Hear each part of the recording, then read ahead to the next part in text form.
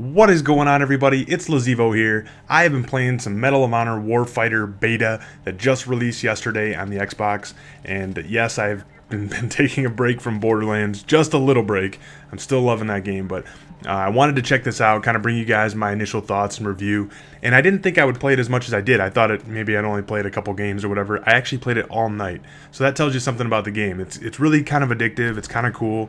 There's some neat things about it, like you can tomahawk this poor Asian man here. It's kind of neat. The melee takes 2 hits, which is kind of cool. I think people have been in the Call of Duty series have been asking for that for a while, so it's not like there's no panic knives, that kind of thing. You do have to swing it twice if you're if you're coming up trying to melee somebody. That's pretty cool. There's only one map in the beta right now, and that's Sarajevo Stadium, I believe, and it looks kind of like this, sort of like night, but not really night. It's pretty easy to see. There's some, I don't know, there's some cool things. There's lots of choke points, lots of different ways you can travel through the map, which is a good thing.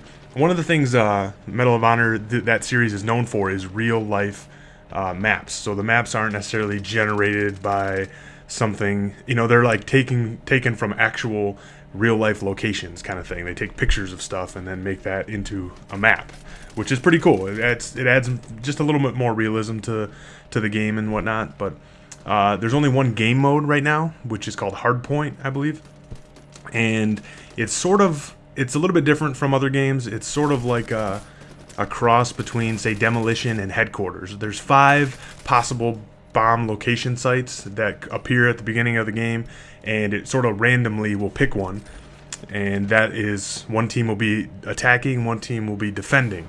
Another cool thing about this game is each team is broken out into smaller teams or squads, or whatever you want to call them, called fire teams, and they're teams of 2. So you and your buddy are on a fire team or whatever, and it's real important. It's sort of the whole game is sort of designed to work, like to have you work together towards completing the objectives. Like, your fire teammate can heal you and resupply you with ammo, which is a huge perk. So you're going to want to try to stay close to that guy. And you can find him pretty easy because he appears translucent through walls. So as you look around, you'll be able to see where he's at, laying down, that kind of thing. Occasionally, the enemies will appear through walls. And I think, correct me if I'm wrong, but I think that's something that has to do with one of the class types called the Spec Ops class. Now, I guess that brings us to class types. I think there's 5 different class types. There is a sniper, there's an assault guy, there's a demolitions guy, there is a point man, and there is a heavy gunner, a point man, and a spec ops class. And they all have different weapons available to them, different kill streaks available to them, I say kill streaks, but there's also support streaks in the game.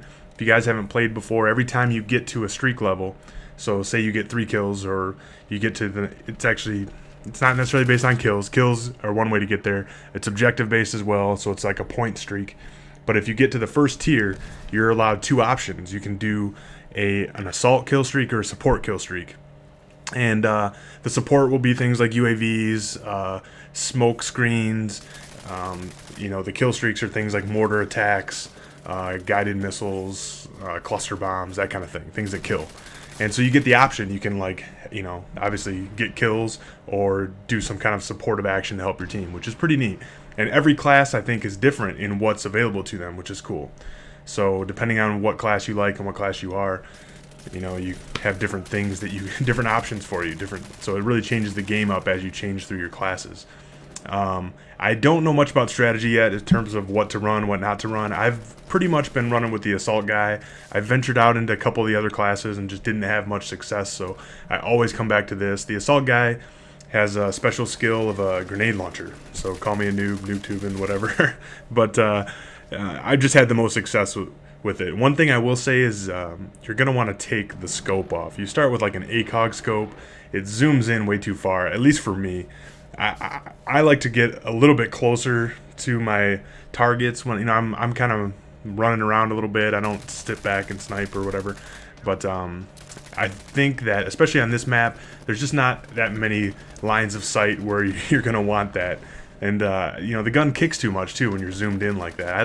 I've loved iron sights. I got into it in probably in Modern Warfare 2. I started using iron sights a lot, for sure in Black Ops, and I've just loved iron sights ever since. I don't know, call me old school or whatever, but I feel like I just see better. I see more of the screen when I'm aimed down sights. So anyway, that's a quick tip for me. Try the assault guy, switch to iron sights as soon as it's available. It won't be available right away, that's kind of a cool thing about this game. Looks like there's lots of weapons, lots of sights, barrels, stocks, lots of customization options for your gun, things that change the mobility, the effective range, the fire rate, all that stuff. Pretty cool things in this game, and it looks pretty good. I mean, it's running on the Frostbite 2 engine, which is the same thing that Battlefield 3 runs, and it looks pretty good. It's really like a fast-paced type Battlefield. I don't know exactly how to describe it. It's not really comparable to any other game. It's pretty unique, and it's pretty fun. So I wanted to kind of bring you guys some cool clips here. I'm showing you, you can see this enemy here, somehow he's highlighted. I think that's something to do with the Spec Ops class. I haven't figured that out yet, but yeah, I was able to see where he was going to go. I got the kill. Now I'm calling it a mortar strike, which is kind of neat. You pull out the binoculars, you paint the ground, boom, boom, boom, mortars come in, got a double kill, and that brings me to my guided shell. And I thought this was awesome because the guided shell is kind of the same way. It's like a predator, but you got to paint a spot on the ground, which sort of gives you a rough location. And you can move this thing around, but not like you can in Call of Duty. You can't switch it all the way over to the other side of the map. It pretty much is gonna hit within a radius there. You can see I got the triple kill there. That was pretty cool. And I want to show you what the Tomahawk looks like from the other side here.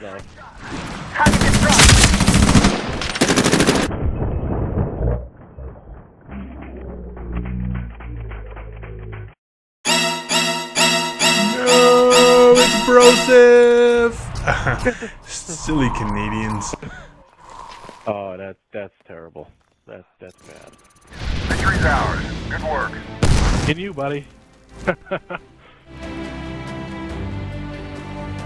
Fuck yeah, I'm Asian.